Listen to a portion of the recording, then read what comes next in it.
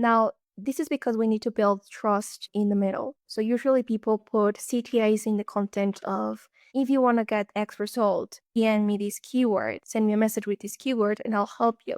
Now that works, but there is only 3% of the market. There's a rule, the 3%, only 3% of the market is ready to buy right now, versus the other 97% are kind of in the middle. I don't know if I actually have a problem. I'm not aware of my problem.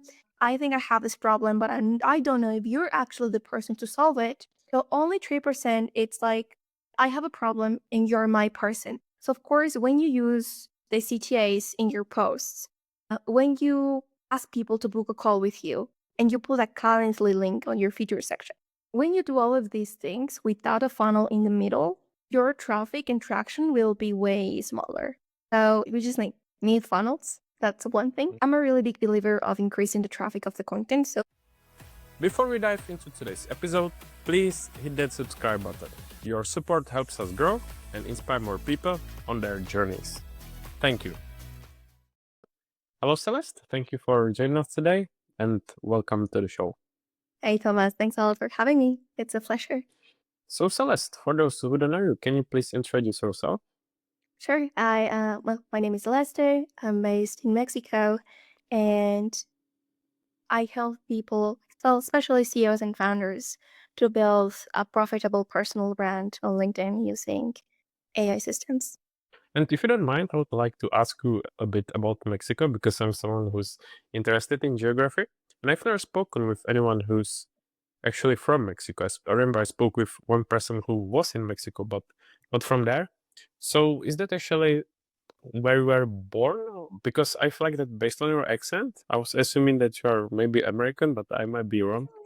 No, no. Because it sounds like your English is, perfect. I was expect like a Spanish or Mexican accent, but I don't know.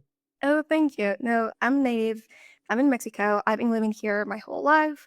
I did get the chance to, with my parents' sacrifices, go to study some weeks on Canada. So that's the only place I know. But yeah, mainly from Mexico here. It's really interesting. It must have been a big difference, I guess, cold Canada and warm Mexico. Really big difference. The culture, the way people think. Actually, I think I spent a really big time online. One of the reasons I think I was able to learn English was because I was just consuming lots and lots of YouTube videos, right? And podcasts and all of these things. Because when you go international, you just meet real interesting people from different places in the world. They're just going to go big. So I really love the mindset that being online helps you to do. Yeah. And since you've been there, didn't you then have like a temptation to move away again? Like whether it's again to Canada or even to other countries?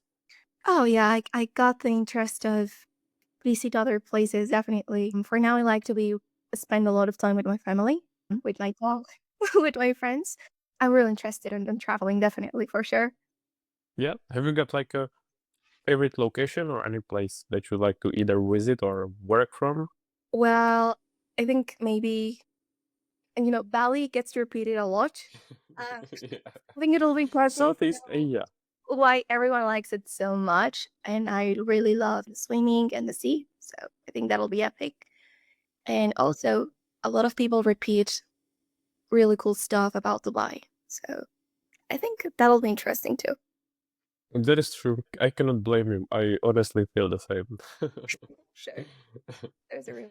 And then coming back to what you do actually now, what is it actually that you studied? Just to get some kind of background, what were you interested when you were younger? Sure. Going back to really early days, I didn't get the chance to go through university. My parents, like here in Mexico, it's not a really big deal to save for university. It's more like, oh, you're in university now. Let's figure out what we're going to do. So, as I didn't really have a strong feeling of what I wanted to have, I wasn't like, okay, let me get a 100% scholarship to be there. Like I wouldn't really have a clue. So I didn't go through college. I decided to learn and put all my heart and soul through learning online and having masterminds and learning from the best people I knew, just saving all I could to be able to pay these crazy masterminds. So that was something I was doing. And from really early days, I remember that my dad was always there recording like every single moment of our lives with a camera. So he was a really big influence for me. And at some moment, he made like a movie about my life from the day I was born to around 10, 11 years old. Wow, that's really I just, interesting. I just get to love so much that movie. And even now, I just have this super deep feeling of that movie that he made. Every time I remember that, like, makes kind of my throat, like, it just makes me kind of my eyes get a little bit blurry because that movie just got so many feelings there. And every single time I watch it, I just feel so moved for that. And after that, I just started falling in love with media, like a lot. The ability you have to capture moments and knowledge. And then, of course, I saw just these really big CEOs, millionaires, almost billionaires doing YouTube videos, putting knowledge out there that I could consume in Mexico just to find something bigger. And I feel so inspired to helping, like figuring out what were their systems to help other founders do the same. So I can say that's kind of background of what. But I'm actually really glad that I asked you this question because I think it proves that you don't need education. I don't want to make it sound like you shouldn't go there or shouldn't do that, but at the same time, I think you perfectly prove that that's also the way. If you study online, if you find different ways, it's not like the obstacle that you don't go to uni or something like that. Absolutely. Like I really love studying and learning. That's my like biggest passion. But the problem was that I didn't really knew what university could teach me that because here it always felt like I'm gonna learn these for like 3 years, but if I don't like it, I'm just gonna be wasting my time because I need to finish. It is true. And you've got a debt to Yeah. pay. And also in school, I was being taught about how to build a business by a professor who was only reading the book, but not actually having a business by itself. Right. So that was a really like, I don't want it, but I love to learn. So even though I didn't go through like college and those things, I have been investing heavily on education or just going to like mini courses I could take. I actually studied like cinematography, like it's a really small bits of stuff just to learn because it's a big thing, right? We cannot well, maybe there's not necessary to study, but it's necessary to learn. That's a Yes, difference. yes. I'm pretty sure that there are so many people who can relate to what you said, that at uni or at school, you had a teacher who was theoretical but didn't really have practical experience. Because I felt the same from my experience at uni, that there were teachers, and I knew that they had practical experience, like from, for example, production company. And then there was a teacher who I don't really know if he or she had experience, and I could see that he or she read the book. But then obviously it makes you feel different about this type of people. So just to confirm that I understand and I see your point. And also I would say, because you said that you've been interested in media and this type of stuff, I actually studied film at university, so I'm probably the person who can say, or not say, but share the experience from actually studying the film at uni. And to be honest, I think you don't really have to go there to uni to study film. Of course, there are aspects that help you, like, I don't know, network or connections and stuff like that. But I think the answer, if you actually need it, is you don't need it. You just can learn it by yourself, obviously. Yeah. It's good to know that I love studying and maybe in the future I'll go there. I really feel like education is a big thing. However, I didn't got the chance to find something where I would really love to learn. So I'll find it. Yeah, and as we discussed this aspect of media and cinematography, I know that now on LinkedIn you focus on something different, but is that actually a topic that you are still interested or something that you would like to, I don't know, come back to in the future? Sure. So I think it's really connected to that because I really love media, but the media I was able to consume, funny enough, from YouTube. So loving media from maybe commercials or I love commercials the way they were creating it, but made for movies. It's not like actually my thing. It's more media for social media. It's like my thing, Okay, yeah, yeah. right? So that type of distribution was what got my attention and the type of storytelling you could have put online.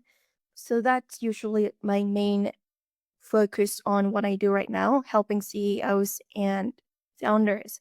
Because I realize when we talk and we jump into a call, it's like, oh my God, you're so amazing. But why no one knows this? So I feel so frustrated that they have interesting backgrounds and they've been in featuring magazines. They work moving assets, for example, in real estate, moving assets from 5 million to $40 million. And then they have their LinkedIn. It's like, oh my God, it doesn't make you justice the type of positioning and story you have for your brand. So that's a really big thing of mine. How are we going to use media to show they are the heroes and that they are Mhm. really cool to be able to grow their businesses? So it's actually like, connected to, for me, it's connected to what I love doing. Yeah, yeah. And then the obvious question would be why actually LinkedIn, or how did you discover this platform? Sure. It's a really good question. And I started on LinkedIn. It was thanks to a scholarship where someone was offering. It's from a big platform to learn online on Latin America. And they were having this scholarship for women in tech. So of course signing, like fortunately I got it. And then we got access to all the platform. And inside they got a challenge when I was going through that that was get a job. So they were teaching us the stuff of how to get a job. One of those projects was to start posting on LinkedIn, create a project, post it on LinkedIn. I did that. Funny enough, I got 2 clients with my first 2 posts. Cool. That's a great start. Yeah, Yeah. I publish in groups. I use some other people's audiences with like a bit of strategy. But I got 2 clients and it's like, oh my God. And I was going through all the program to this is what you can do in your resume. This is what you need to put. This is where you find jobs. I was applying to almost every single thing I found. Got rejected for everything. But when I published my content, I was like, 2 guys came to me and sent me a DM. One of them is a CEO of a big software company. That's huge. So I just saw the change. I don't know why I kept being consistent while I was working with these people. I thought, hey, this is something I might be able to actually leave from this. So I just kept posting without knowing what was going on. Of course, I just figured out LinkedIn. My friends wanted to grow too. So I built systems for them. It ended up working perfectly for them. And I realized there was potential to build a business of what I love. So things happen naturally. And do you think like those early clients, was it now I don't want to undermine your skills, but was it luck or actually you did it so well or mix of I don't know circumstances?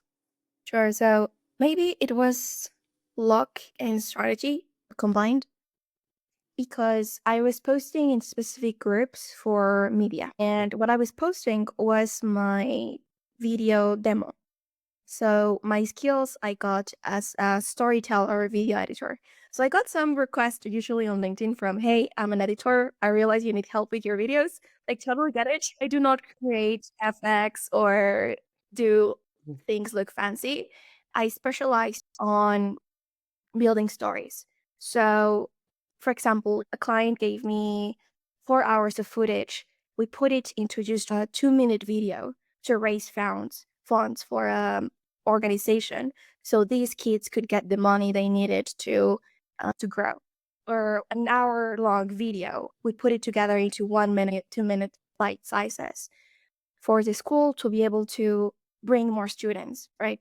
Just these types of stories we were the ones I was specializing on building. So kind of storyteller, video editor, if you can say. And I built my video demo around that. So what I published was actually, I can tell it a small demonstration of my skills that I was having at that moment.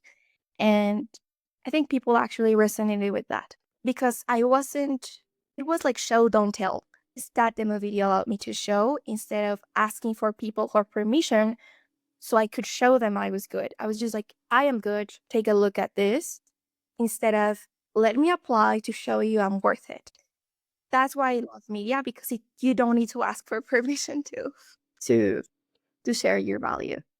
Yeah, and I like it. And when did you then discover, or what was like the point when you saw that it's something that you enjoy and where you can go with your career? Or was it already then, or was it kind of gradual and over time? I think I just discovered I like media, and then being an editor allowed me to have the opportunity to connect my passion to building stories and like doing that. Then from I was working in an agency, and in this content agency, they were building videos for founders to showcase their business.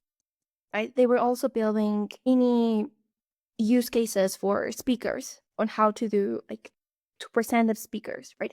I was just taking a look at what businesses could do, how they could express themselves through media, and I think I actually ended up loving that. Then after I thought I could be building something a bit bigger than just being an editor because I really big dream of mine was to have my team, was to have people who help me, right? I wasn't really into the side of I want to get big people as my clients, like big brands of my as my clients. I didn't really feel that. I felt more motivated of I want to have really big CEOs as my clients. I want to help really big CEOs. So I ended up changing my model of okay, now I'm not going to edit videos for brands anymore. I'm going to help the CEOs build their narrative on LinkedIn. So that was like the transition. And of course, as it was working, I thought I could just double down on learning more about how to make it work. And just to get an idea, how long ago was it actually when you started, or when you what you just described when you started on LinkedIn? Whether it was like a year ago, two, three. I think if I go to check my first post ever, it's around 2 years. But of course, some of that time was just posting to. I'm not really Yeah. sure when it started. And at the same time, when you were doing this, what you just described, is it also when you started like building your own brand on LinkedIn? Yeah, of course, because I just started sharing content of what was helping me to, of what I was finding it interesting. So apart from media, it was AI coming really big into that, and AI was helping me a lot to do my job faster. But I realized that most people were just posting prompts and stuff that wasn't actually useful. So it's like, why no one is sharing the real stuff or taking the time to maybe an hour just to figure out something, to just decide to ask ChatGPT for prompts, then put it into a carousel and give it to other people. So I was just sharing my own experiences as documentation of my journey. Because funny enough, I always wanted to create content, but I started on Instagram and kind of started on TikTok. I currently deleted all of those posts because it was really cringe, but Oh, really? nothing worked for me. Like Instagram wasn't getting traction, TikTok wasn't getting any traction. But I think it was because I was so married with the results of if I'm gonna publish, I want to get X amount of people liking the post, right? Versus when I started on LinkedIn, it was like no one knows me here. I can just be myself. Let me just document my journey and share it with others. Maybe they'll find it interesting. And that was working just because I wasn't married with the outcome, and that allowed me to be more consistent. So that was one of the like reasons I just decided LinkedIn was a good place. No one knew me, and it was a like a fresh beginning to build stuff, as well as when you are on LinkedIn, there's a huge opportunity of monetizing high ticket offers versus, for example, on TikTok, the audience there is different. On LinkedIn, most of the audience, they are more qualified to buy those things, or they have a different mindset. So it's a really good place to monetize high ticket offers. And like for coaching businesses, consultants, I think it's really cool. Yeah, I agree. And I like what you said before about sharing your experience or what you are working on and stuff like that, because I think that's something that actually can help people stand out, because people often overthink it. But I feel like when there is a creator who shares authentic journey, not even highs, but also lows, and has like the voice with which you stand out. I think that's actually something that people should embrace and just makes them, different. Because, for example, as you said, there are plenty of people who post about AI, which of course it's great, but at the same time, you need to be able to stand out from the crowd. So if you find such an angle, I think it's like a competitive advantage. Sure. Yeah, it helps a lot.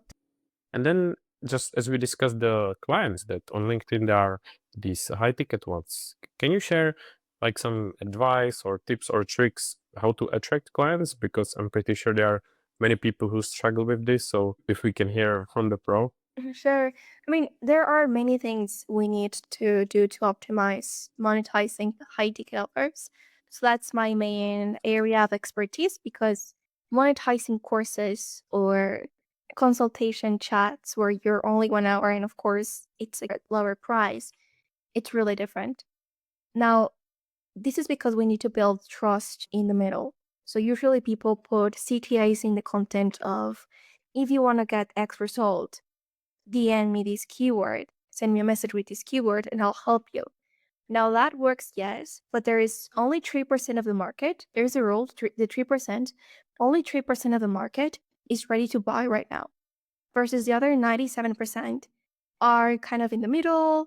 I don't know if I actually have a problem. I'm not aware of my problem. I think I have this problem, but I don't know if you're actually the person to solve it. So only 3%, it's like, I have a problem and you're my person. So, of course, when you use the CTAs in your posts, when you ask people to book a call with you and you put a Calendly link on your feature section, when you do all of these things without a funnel in the middle, your traffic and traction will be way smaller. So, main thing, of course, we just like need funnels. That's one thing. And I'm a really big believer of increasing the traffic of the content. So there's some of my clients don't I get 2, 3 likes, best case scenario 10 likes in their content. So we actually just focus on systematizing the success of the content. That's something you need to do. You need to know exactly what to post, when to post, what's the content that helps you to attract more leads, what's the content that helps you to bring more followers, for example. So you systematize your success. You're like, I know if I do this, I can expect these results. Because that allows you to don't feel anymore of the algorithm hates me and I don't know what I'm doing. Yeah. So in my Blame it on algo if it doesn't work. yeah, exactly. So well, in my case, you don't even need to focus on the algorithm because that changes. You need to focus on content psychology because that's universal across every platform and no matter what the algorithm experiences.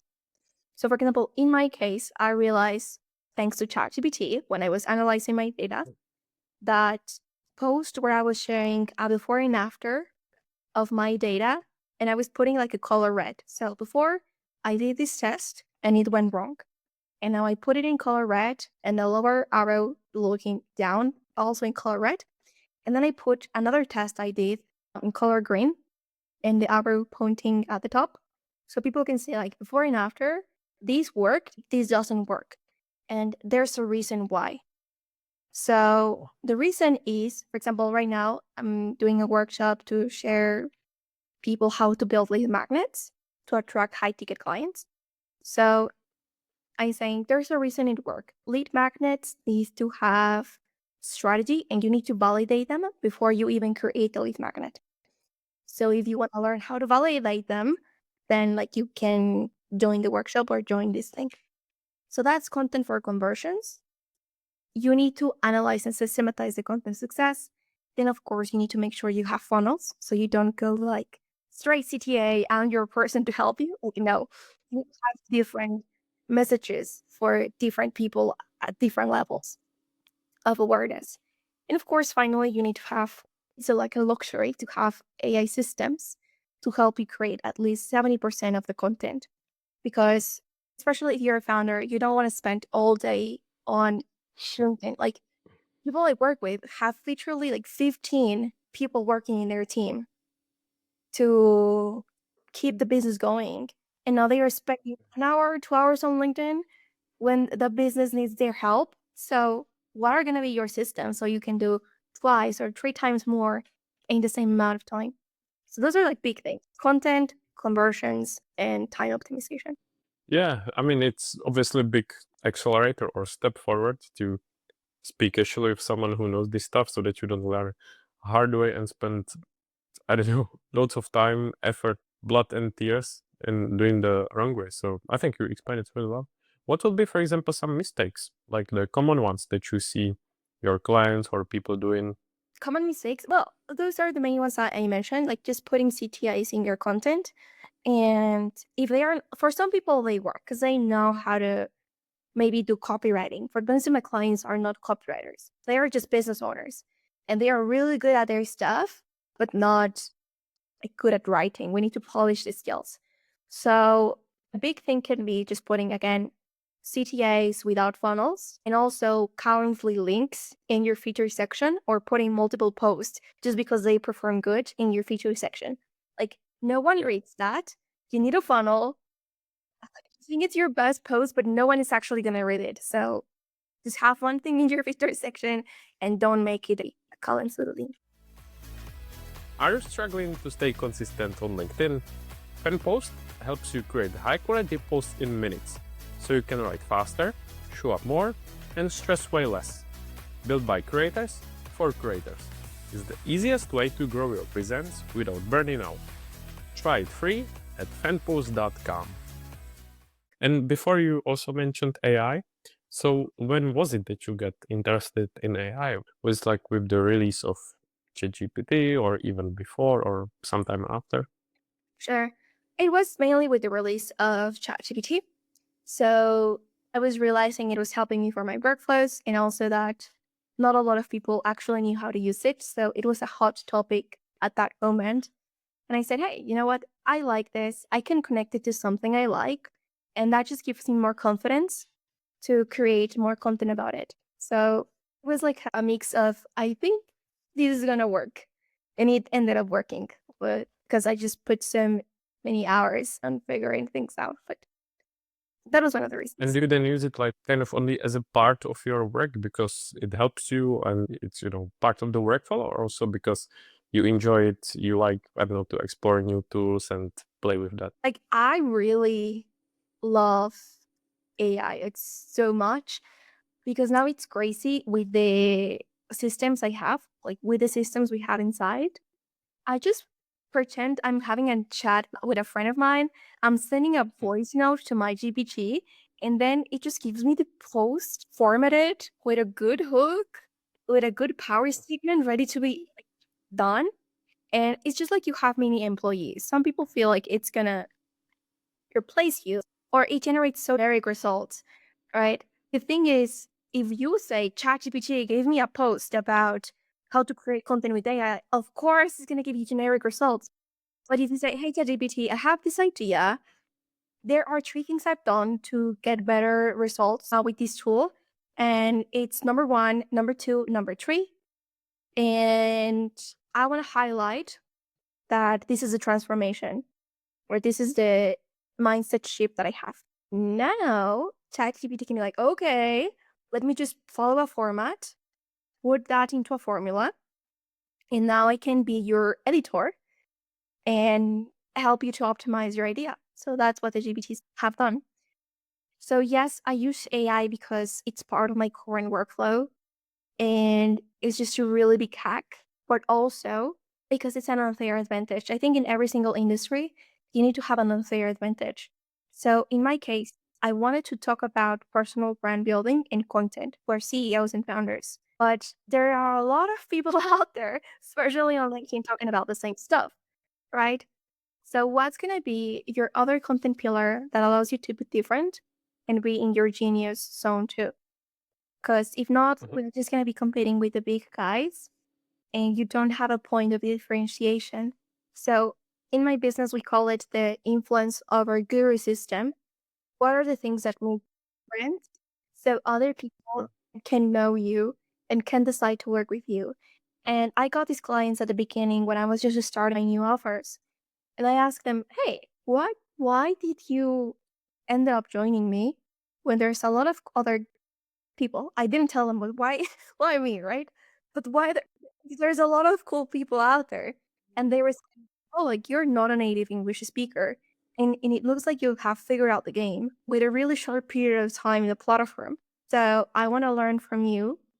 And that was just causing a new connection. And if I analyze my business, around 95% of people who join me have something to be with Latin America or not being native English speakers. So maybe they live in the border of Texas and they were living in other countries. They left everything they have there just to go to another place. And they feel I'm going to get their story better. So that's something, for example, for me, is just my positioning of this is my background, but there's other things like everyone should have to create that point of differentiation. In my case, it was also AI too, because now people just invite me to, for example, events or networking events, stuff like that, but it always has to be with AI, not with branding. It's just an unfair advantage. What topic you can Yep. also have to make it your unfair advantage? I think it's a great message to have something that helps you to stand out. Because as you said, for example, when it comes to personal branding, it's, I don't want to say oversaturated, but there are so many people on LinkedIn, obviously. Yeah. So you need to find something that helps you to stand out. And I think you said also a good point because I might be biased because I mean, I'm biased because I'm not native English speaker. So I feel probably the same that, if there was a person I could relate to because of this, I guess I would also, prefer to work with such a person. So I think it was a smart idea. Yeah. Trust And with AI, obviously, it's a big topic. So I just feel like that you figured out really well. So well done. Thank you. And as we discussed ChatGPT, what are your favorite tools? Like when it comes to LLMs, is probably ChatGPT, or is it maybe some other? Or what are some other tools that you use? Sure. So all the time I use ChatGPT. Like yes or yes. I think there's a lot of hype when something new comes out or a new update. Gemini just launched this thing and it's destroying ChatGPT. Rock is real good and is destroying ChatGPT. DeepSeek just uh, DeepSeek came out and is replacing ChatGPT forever. But I just try those models maybe 3 times, and then I feel, you know what? They don't have the features, they don't have the memory, they don't have the projects, they don't have the GPTs, they don't have A, B, and C. But ChatGPT, like OpenAI, it's always there to catch up. So if a new tool brings something cool, for sure, OpenAI will be coming up with something like next week. Month. He's like those guys never sleep. So yeah, I always just focus on ChatGPT, and you will see me only posting about that more frequently. I love to test other tools, but I always feel there is no reason why if I love something and I realize I have skills prompting this thing, that I'm just gonna shift because someone else says it's cool. Like I feel if you are able to focus for a long period of time, you're able to find your system. So yes, I use ChatGPT, usually use Perplexity too for some research. I don't like to ask Google anymore. Perplexity is super fast. Perplexity.ai. And maybe some tools to edit like Descript to make the subtitles really easy and also improve the quality of your audio if you don't have a mic. Yep.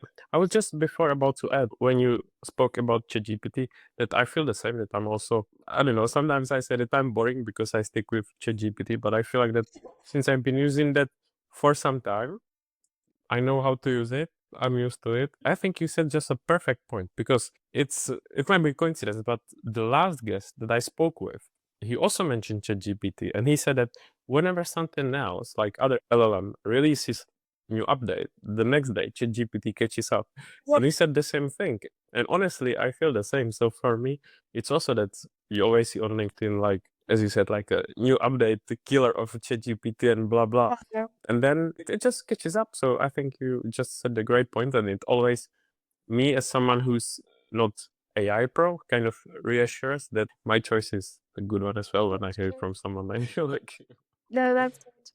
Also, well, yeah, there's no reason if you feel it's definitely working for you. And I've tested it myself. If something is working, Like I was posting about DeepSeek, and that post about DeepSeek, the only thing I did was I took a post that was ChatGPT focused, but instead of mentioning in my workflow that it was a prompt for ChatGPT, I created the same but for DeepSeek. Like I repurposed the content, but just changing the cover, the title, and it performed better because DeepSeek was really hot at that moment. Now, there's a middle in the point where you should decide what trends you want to follow to bring new people into your world, which is it's like a funnel, right? You bring new people into your world, then they see what you do, and then they can become clients, just because you're targeting a big part of the market. But also, there's a point where you need to decide and trust in yourself. I feel you shouldn't be trading your values for exposure. So in my case, you would never see me posting something of ChatGPT is just gonna be replaced because I really don't believe that. Even if it can give me more views, I don't feel you should be trading your values for exposure. More with high ticket offers.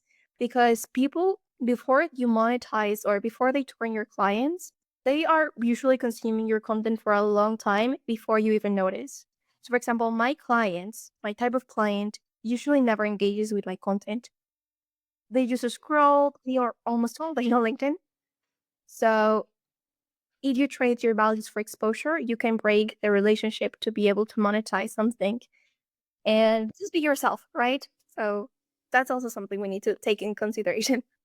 Now we know when one day you post something like that, there is something wrong. And obviously, as we are discussing LinkedIn, and you've been successfully building your personal brand because as of now, as we are speaking, you hit beautiful milestone, more than 20K followers. So can you tell us, like, when it comes to your LinkedIn strategy, for example, posting, how frequently you post, if you got certain type of content that you post, and maybe to share some tips and tricks from your journey?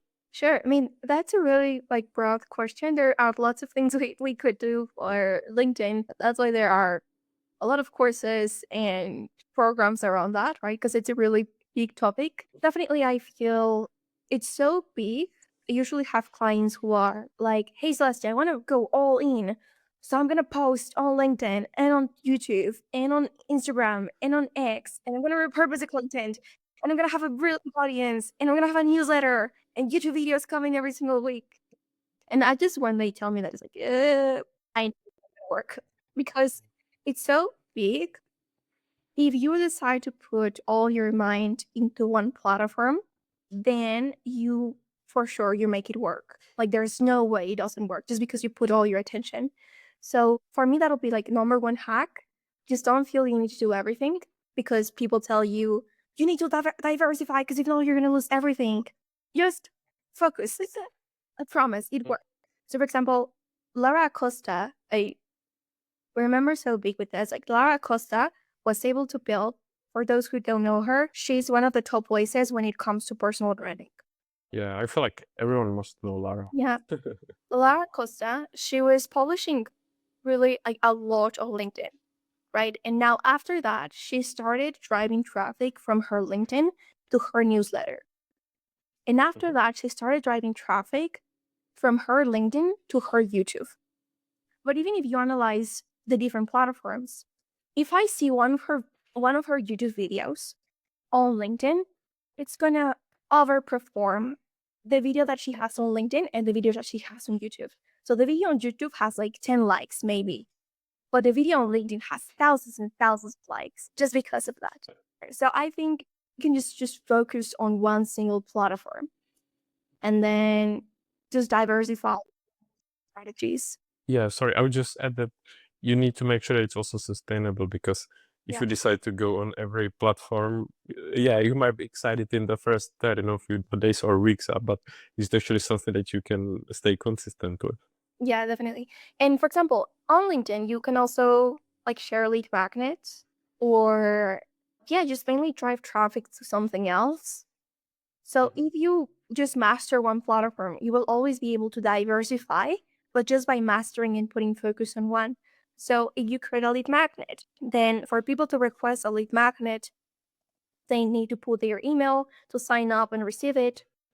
So now on the side, you can grow your email list. And in the future, you can also focus on sharing emails there. But in my case, I was just able to start creating more of that content once I got the team, because now I had people who help me, but I would not be Mhm. able to do that if I was just trying to do everything myself. When we start, we usually do that. So I think big thing for you when you start is just going on LinkedIn. Then second hack I would give, really actionable, just find really cool people in the platform, like find the biggest players. You can use Fabicon for this. So you search for Fabicon. They have a 14-day free plan. And I repeat, they have a 14-day free plan because I usually give it to my clients and they say, hey, Celeste, I just paid because I didn't found the link. Just search Fabicon for the free plan, and you're able to categorize industries, find yours, and find who are the biggest players there. Then what you can do is to go to LinkedIn, search their profiles of those names you found, and then you can open Clio. So Clio is another free extension you can use, and it allows you to organize the content by these guys. So you can organize by, if you organize by the ones that have more likes, you will usually find their viral content. And if you Yeah. organize by most comments, you will usually find their lead magnets, depending on the industry that you are and if they have been creating that. So I have clients in real estate. Some of these clients, they don't find lead magnets from other people, but for other Mhm. clients I have in the AI space, we find a lot of lead magnets for AI. So that is, but you can use Clio to find the top performing content of the top performing people, and then you analyze there. And you can just put in ChatGPT, hey, how long is this post? What's the average length of these posts? Right? How long are their hooks? For example, Lara Costa, she always uses hooks that are around 8 to 10 keywords, and it's just one line Yeah. hook. Jasmine Alec, other big guy, he uses around two, one for the hook, another for the rehook. And it's always between 60 characters per line of text, meaning it's a perfect length that you have to preview it in your phone. And it's Mhm. also the perfect length to see all the posts in your mobile phone. Yeah. So you don't need to scroll a lot to go till the end. That is one problem that I usually see. People don't optimize for mobile and you need to scroll a lot to go to the end. So you can also use Publer. I think it's publer.com or publer.io. And it's a free tool that allows you to preview your post to see how long it is. So Mhm. that's like really like small things you can do, but if you do it consistently enough, you'll be able to find your way on LinkedIn. Yeah, it was awesome. It's like a brief but free masterclass, and no excuses is that people don't know what to post about or don't have any ideas. And Celeste, just to be aware of time, some lighter questions in the end. What are some hobbies that you got, or what do you like to do in your free time? Oh, that's really interesting. I just like to hear podcasts. I would say read books, but I fall asleep if I'm reading, so I like to hear audiobooks. And if I like it, I will hear the audiobook and I will read. And Mhm. just learning. I feel there's a lot to learn from really cool people. So I'm always kind of try to be in one mastermind every single month, or at least with one mentor every single month. Would you then mind sharing some favorite podcasts or books or even mentors or Oh, all of those? for books, I think my favorite right now is 10x is easier than 2x. I took it as a recommendation from one of my mentors. And I think Mhm. it changed my life because he recommended that to me because I was having a really small mindset of, oh, I want to go here, and maybe in 1 year. But then he helped me to get to that place that I thought it would take me like 1 year to get in a couple of weeks. And I was like, whoa. So that book just helps you to understand why having bigger goals actually is easier than just trying to search for really small things. And Mhm. about podcast, I think I'm a really big fan of Diary of a CEO. I think that's the only podcast I actually hear because I'm also a big fan of Stephen Bartlett. The way he believes in stories and sharing stories of founders is really what I relate with. So he always brings new cool people into the podcast and they make it really interesting. So Diary of a CEO. It's a really cool podcast. I would recommend to everyone. Yep, I agree. I understand. And then can you summarize where, I mean, it's going to be obvious, but where people can find you, follow you, and even to promote any of your services? Sure. So I think as we've been discussing about LinkedIn, it's kind of obvious. I'm only on LinkedIn. If you want to find me, I'm on LinkedIn, Celeste Yamile. It's the name where you can find me. And just if you feel you would like to grow your personal brand, if you're a founder, CEO, you have a high ticket offer, you would like to monetize it on LinkedIn, I'm here to help. That's the only thing. As always, I will add any links to the show notes. And then before we finish, is there anything that I should have asked you or anything you would like to share? Now it's, free time for you to share anything before we finish. Sure. No, I think you did an awesome job with the questions. I really enjoy talking about AI and personal branding. I think the only final notes or advice I would give to someone else is just focus on yourself and on your skills, because I think for AI there's a lot of distractions, right? Just new tool coming, new update, Elon Musk making something crazy, suing someone. Is always things are gonna happen. Just find your focus, find your tools, and it's always better to master one than to be having in your bookmarks thousands and thousands or dozens of tools that you're never going to use. So that, and also Mhm. focus on LinkedIn, because there's a lot of noise. We, as people who grow our LinkedIn's, we try our best to share our advice with you and what worked for us to share it with you so you can have a shortcut. But of course, our journeys and skills are going to be way different than yours. So in my case, when I was starting on LinkedIn, everyone was telling me that to create carousels, but my carousels were a mess. And my Mhm. videos overperform every single content, even if no one else was giving you the advice of creating videos on LinkedIn, right? The video feed wasn't even a thing yet. So just if you have something where you feel it's your skill, and even if you say, I get this question a lot. Hey, Celeste, I see LinkedIn is prioritizing video and it's giving you lots of views, but I don't feel comfortable doing videos. What should I do? It's like, if you don't feel confident, I would recommend you just to record yourself. Don't even publish the videos, or publish the content that actually makes you feel comfortable at the moment, right? Because if you're uncomfortable with camera and you're kind of talking awkward, but you have really cool designs and you write good, then of course, what piece of content you feel is gonna perform well. Just keep your focus with AI and LinkedIn, and you'll be crushing it. That'll be just my last piece of advice.